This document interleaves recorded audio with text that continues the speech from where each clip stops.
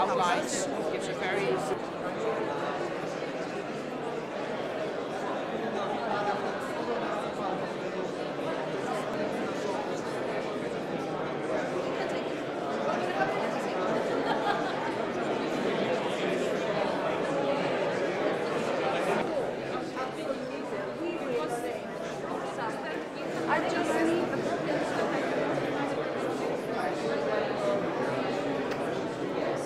Mesdames et messieurs, nous allons débuter la cérémonie sous quelques instants. Nous vous prions de bien vouloir nous accorder votre attention. Ladies and gentlemen, welcome to the ceremony of exchange of letters between the Council of Europe and Internet companies to promote the respect of human rights and the rule of law on the Internet. Mesdames et messieurs, bienvenue de l'Europe et des entreprises de l'Internet afin de promouvoir le respect des droits de l'homme et de l'état des droits sur Internet. Torbjörn Jagland, secrétaire général du Conseil de l'Europe. Ladies and gentlemen, good friends from now on, it gives me a great pleasure to welcome you to the Council of Europe to mark a new era in cooperation between this organization, comprising over 47 member states' governments and some of the world's largest and most powerful Internet companies and their representatives associations. This is indeed a unique moment in our history. It is unique because it is the first time the Council of Europe is also giving a formal institutional role to the private sector, one which is open-ended, allowing other companies and representative associations to join in the future. The Council of Europe is mandated to safeguard the human rights and fundamental freedoms of all citizens and as defined in the European Convention on Human Rights. That mandate applies online as well as offline. At the same time, Internet companies are changing our everyday lives, our access to information, the ways in which we communicate, and our means of assembly and association. These companies have attained unprecedented influence, a story that is borne out in industry statistics. Apple, for example, sold 41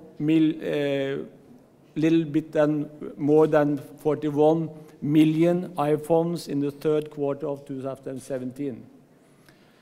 Facebook has more than 2 billion monthly active Facebook users, of which around 300 million people in Europe. Google is the world's most visited website. Over 5.5 billion Google searches are made every day. Microsoft has more than 1 billion Windows-powered PCs in use in the world, and 36% operating systems market share worldwide. Internet access is provided by European telecommunication providers such as Deutsche Telekom, Orange, and Telefonica. Kaspersky Lab offers services which protect safety, security, and privacy online. Other important companies are represented by associations, of which some are represented here today, namely European Digital SME Alliance, Global Network Initiative, and GSM Alliance. But with this unprecedented influence also come unprecedented responsibilities. In many of our members and observer states, there is a strong debate as to whether and to what extent governments should regulate these responsibilities by setting legally binding standards. Recent legislation and the US Senate hearings last week are but two obvious examples. Companies demonstrate their own standards and ethics through their corporate social responsibility policies. A publicly shared commitment to the Council of Europe's core values, democracy, human rights, and the rule of law, sends a very strong signal. This commitment means dialogue between us, of course, but it requires clear and concrete action. Together, we must take steps to prevent the abuse of the internet, in particular the use of social media by terrorists to spread extremism and radicalization.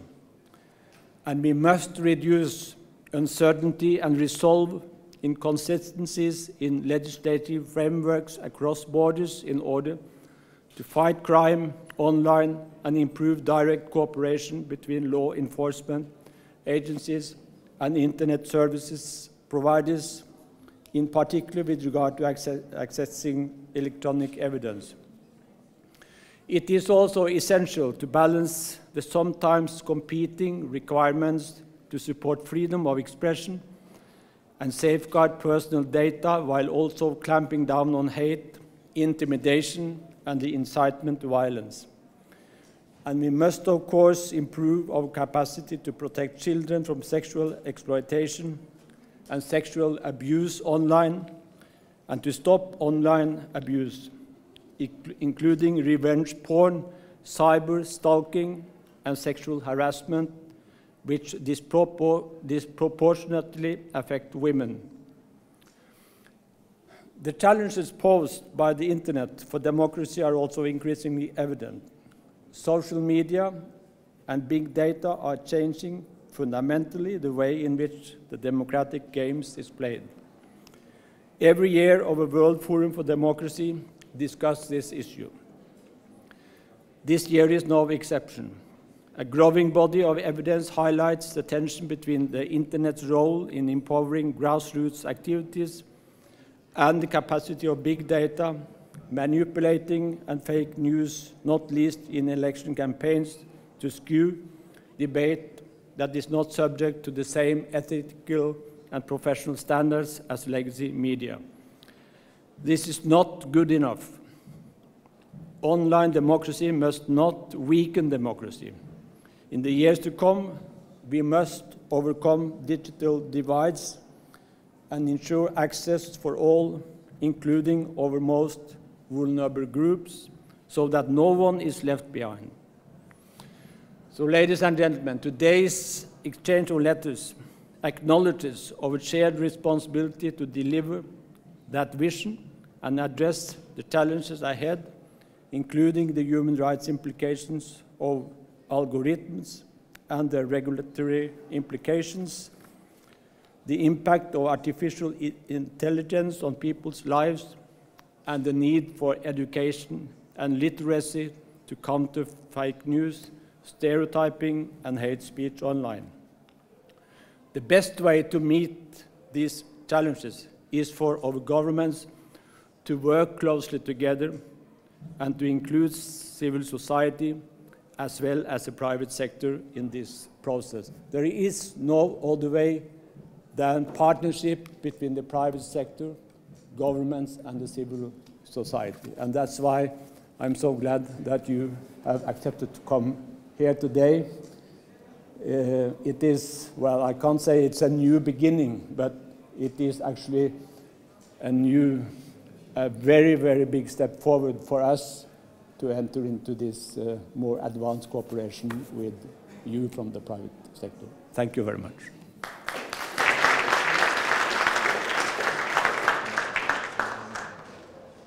Invite the representatives of the companies and associations to exchange the letters with the Secretary General in alphabetical order.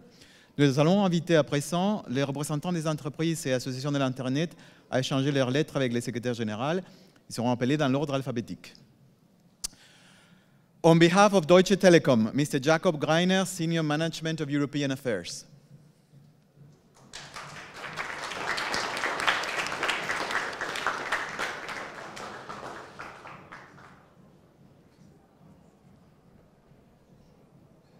On behalf of Digital Europe, Mr. Marc Lange, Director of EU Institutional Relations of Microsoft.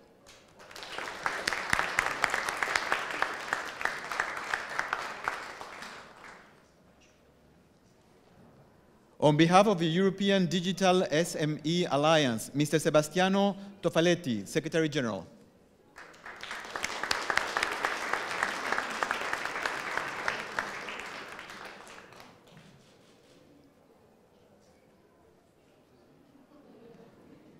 On behalf of the European Telecommunications Network Operators Association, ETNO, Mr. Steven Tass, Chairman.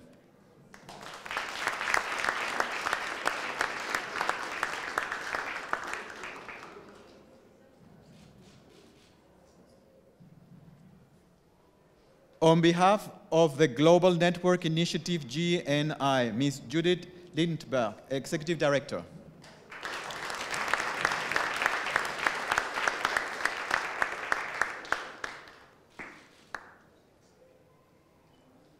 On behalf of Google, Mr. Marco Pancini, Director of Public Policy.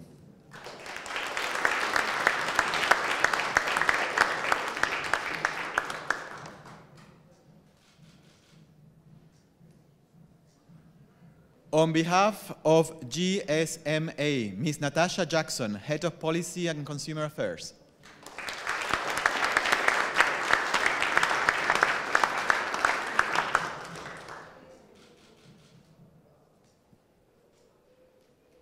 Of Kaspersky Lab, Ms. Anastasia Kasaskova, CEO, Projects Coordinator.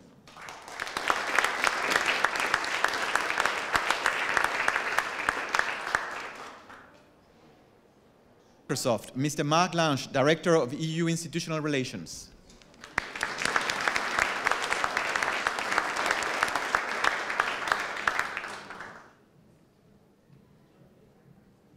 Monsieur Yves Nissim, Deputy Chief CSR Officer.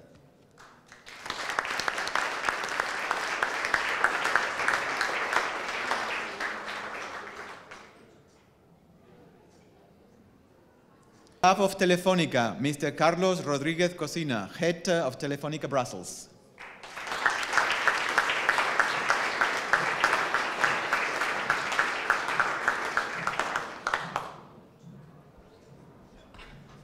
And please note that Apple, Computer and Communications Industry Association, CCIA, and Facebook have also joined the partnership with the Council of Europe. Mesdames et messieurs, veuillez noter qu'également Apple, Computer and Communications Industry Association, CCIA, et Facebook se sont également joints au partenariat avec les Conseils de l'Europe. Ladies and gentlemen, we will now proceed to the family photo with all the representatives and the Secretary General.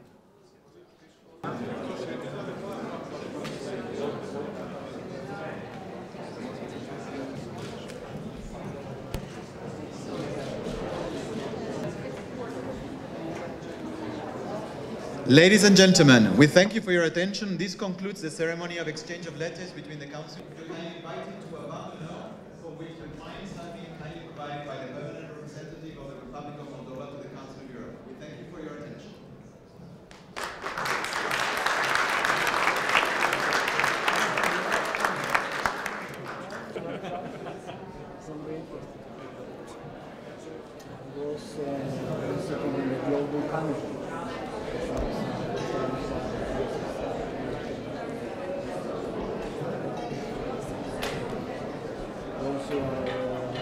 Actually governing ICANN. The global panel that ICANN established to see how one could attempt to restrain innovative thing. Innovation comes from any action that will curb this innovation aspect of the internet damage. Yeah, it brings so much positive things, the internet. Yes. So that's why we need to perform. And for us, of course, human rights is there are some challenges that we are facing there, but all in all, it's very good for democracy. how this develops. And what will be the next? What will be the next? I have no idea, but maybe you have. Artificial intelligence is the subject, of Yes. course. You mentioned it in your. It was very fast. So, great. We look upon this as a very important step actually for us. Colleagues here. Really? It's very good to meet all your colleagues from Yeah, different